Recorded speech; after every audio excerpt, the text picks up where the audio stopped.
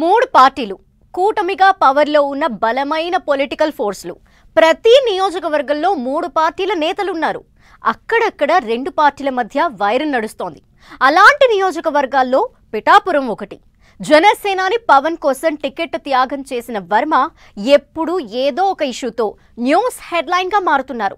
ఇప్పుడు మరోసారి ఆయన ప్రమేయం లేకుండానే ఓ ఆడియో సర్క్యులేట్ అయి వర్మ జీరో అంటూ గాలిగత్తర లేచింది. కట్ చేస్తే మంత్రి క్లారిటీ, వర్మ నిబద్ధతగా అన్నట్టు మారిపోయింది సీన్.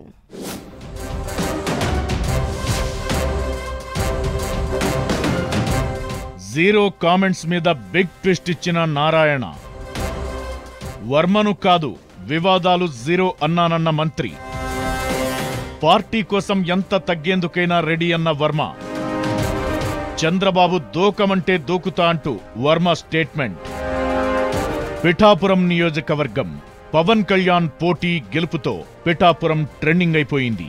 అయితే పవన్ కళ్యాణ్ ఎంట్రీతో పిఠాపురం టీడీపీ టికెట్ త్యాగం చేసిన ఎస్వీఎస్ఎన్ వర్మ కూడా అదే స్థాయిలో హైప్ వచ్చింది. త్యాగం చేసిన నేతగా ఆయన ఏపీ పాలిటిక్స్ లో లైమ్ లైట్ లో ఉంటూ వస్తున్నారు.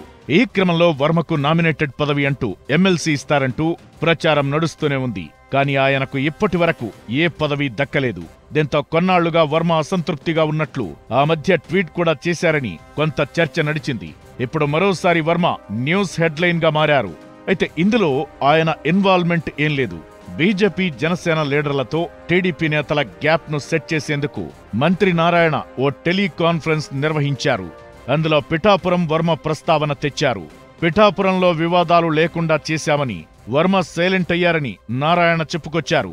ఈ క్రమంలో పిఠాపురంలో వర్మను జీరో చేశామని నారాయణ చెప్పినట్లుగా ఓ ఆడియో సర్క్యులేట్ అయింది. ఇదే వివాదానికి దారితీసింది.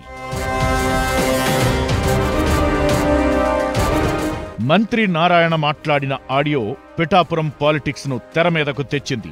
అసలే అసంతృప్తిలో ఉన్న వర్మ మీద అగ్గి మీద గుగ్గిలంగా ఉన్న జనసేన క్యాడర్ మంత్రి ఆడియోను అడ్వాంటేజ్ గా మలుచుకునే ప్రయత్నం చేసింది. మాతో పెట్టుకుంటే అట్టాగే ఉంటుందని నారాయణ ఆడియోను సోషల్ మీడియాలో తెగ వైరల్ చేశారు జనసేన కార్యకర్తలు. దీని మీద పిఠాపురం వర్మ కూడా రియాక్ట్ అయ్యారు.